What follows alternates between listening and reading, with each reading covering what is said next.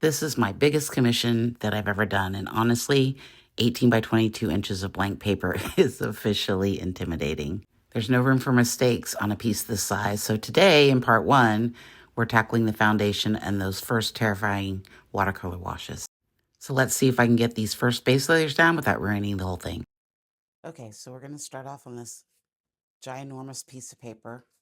I'm a little nervous, but I think we can get it done. So the customer, the client, wanted more sky than land. So I think we're going to start our piece down here a bit. And I want to bring it down. I really want it to be sort of elegant through here. I just want to make some marks to kind of guide me through this space. I just have to remind myself this is just another piece that I'm making and not be nervous about messing it up. Because you know what? If we mess it up, we'll just go buy another sheet of paper. I'm working on the Arsh cold press paper, 300 GSM. I think it runs about $8 a sheet. Okay, so we're going to spray down our paper and start working on this very large piece. I've got my very dry cake brush that had a bit of red in it. Guys, I can barely reach the top of this. So while we're letting that water soak in, I just thought I'd tell you the colors I've got here. The yellow ochre English red. I got a little bit of cerulean blue. So I kind of want just a little bit of that coming through here. This is the umber color from Schmincke. And this is the Payne's Gray. And then we're also going to be working with some of our poems about you set in some sections. I'm going to start off with just a little bit of Payne's Gray here on my lovely palette. I did get this palette. This is new to me.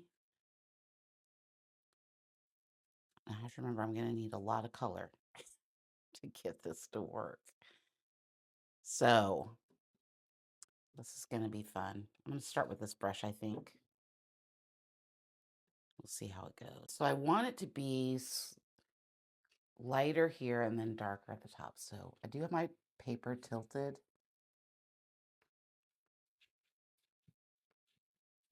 Oh my gosh. So hopefully we'll get some. I'm going to spray it down just a little bit more because I really want that paint to move. You can see already that the paint is starting to move a little bit, and I love that. Okay, let's get just a little bit of the cerulean blue, and I just want to put just a little bit of that through here. The difference between working on the Arsh watercolor paper and not 100% cotton paper is huge because it really soaks up the paint and the water, but it's kind of a good thing. Oh, I really love what's going on there at the sky. That's pretty cool. I think the drama is really happening up there in the sky, which is fabulous. Let's come in with our palette knife. Okay, I'm gonna put some marks through here.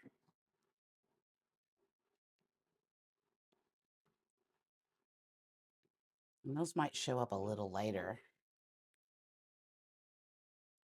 I want to put more blue down here. I'm feeling much better about painting this now that I started. I was really worried that I wouldn't. I mean, it's a big paper. I normally work in a size like this. This is massive, but it's good practice though. Oh, you can really see those lines coming through there now, which is nice. I think I'm gonna put a few more in there. I really want that feel of like Kansas sky.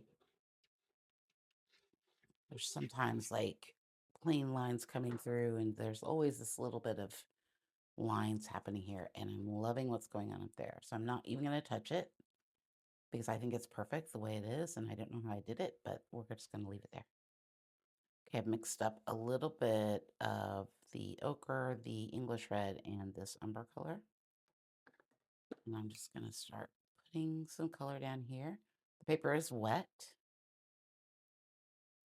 A lot of this is going to be wet on wet.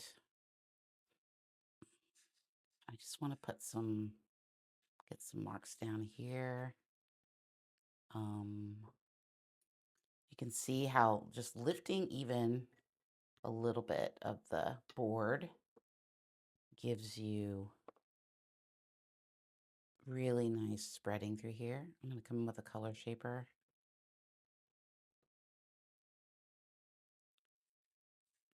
I love how soft this is through here. Ooh, I like that white space right there. I'm going to leave that. So my plan is to go from light, and then we're going to get a little darker as we come down. I'm going to pick up a little bit of Poems About You umber color or ochre color.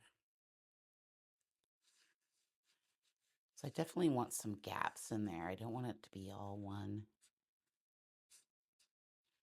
I probably should be using a bigger brush, but I think this brush is good. I love this brush. I have a good command of this brush, so we're gonna leave it. Okay, I'm gonna come in with just a little bit of this new scraper tool that I have. It's actually made for clay, for pots.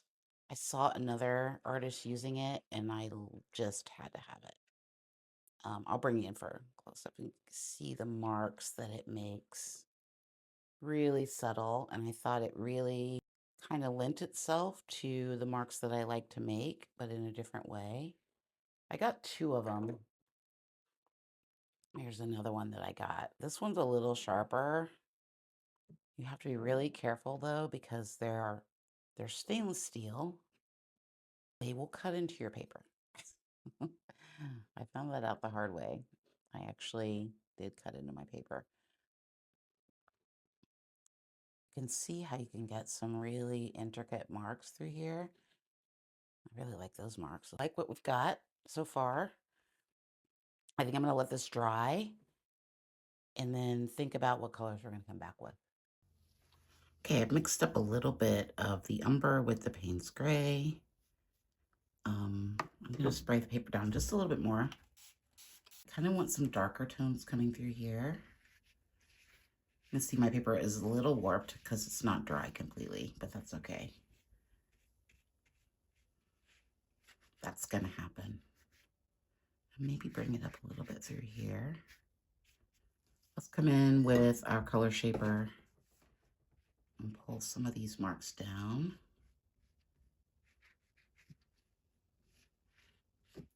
Come back in with our scrapey tool and make some marks through here. I'm probably using this way too much, but I really love it.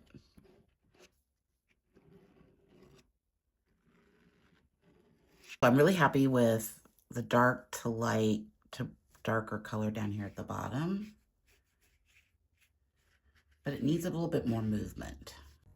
Okay, I mixed up some of the quinacridone burnt orange from Daniel Smith with the umber color, and we're just gonna make, like, got my dagger brush out here. I kind of just want a little bit of deeper color coming through here as we get closer to the bottom.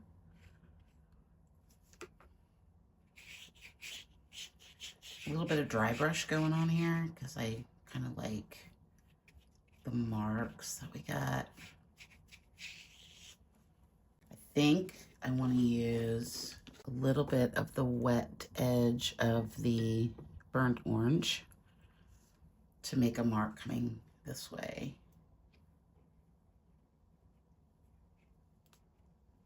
Look at that boldness in there. I'm gonna be too timid.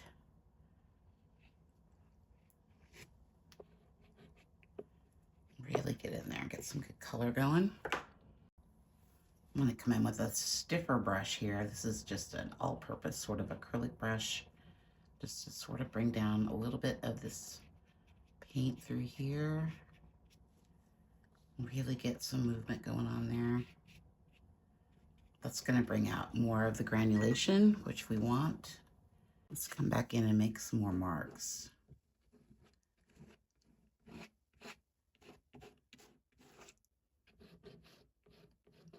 I really want to build up this texture and mark making because it is such a big piece. I want to be able to look through it almost. Okay, I'm just going to put some of this Moonglow here onto the scraping tool. And then we're just going to come through and kind of just swipe it through here. Oh, that's fabulous. Look how fabulous that is. Okay, I did wet my paper down just a little bit more.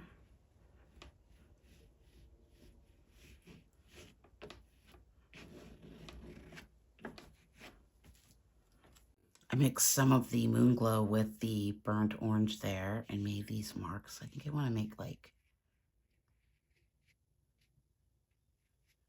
some marks through here. I was kind of liking this brush. I was just adding just a little bit, mixing these two colors together. It's really doing something fun and cool.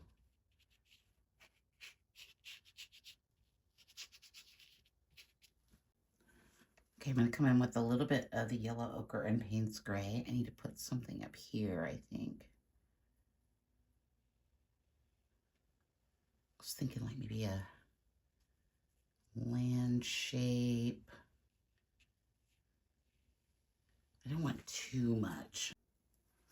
So I'm going to come in with a little bit of this Moonglow.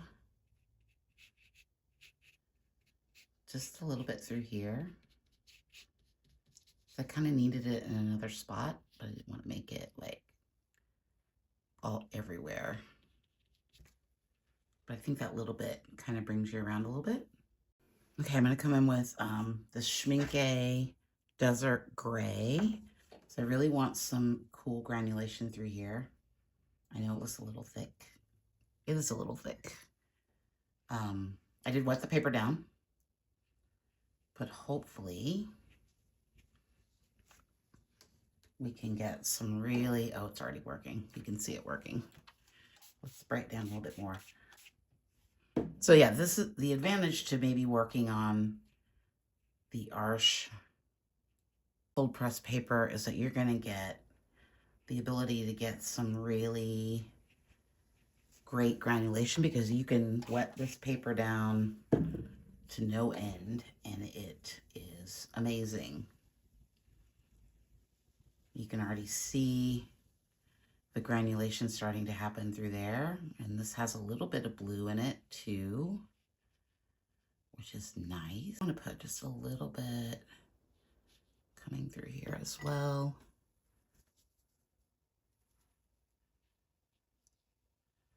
These colors are very saturated.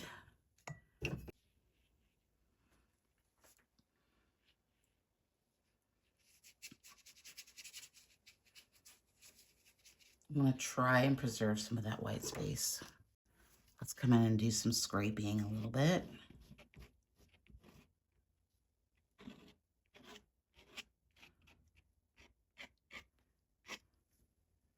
Just a few scrapes in here.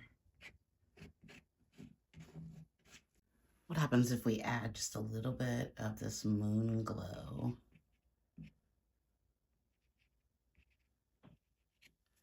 In some spots to kind of give it a little bit more texture. I added some right there. I really liked it.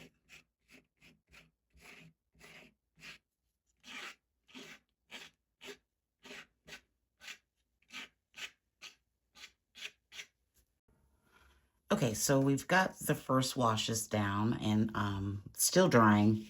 Paper is still damp. I'm realizing now how big of an undertaking this is, and I don't want to rush it. So we're going to stop here today. So I think I want to put down a layer of aquapasto. I definitely want to bring in some Caran d'Ache and some charcoal marks and all of the other fun things that we do, but I really need for this to be dry first. So make sure you tune in next week, Thursday, for part 2 of how I finish up this piece and turn it into something that my client will love. Okay? Thanks so much. You guys have a good day. And don't forget to like and subscribe. Bye.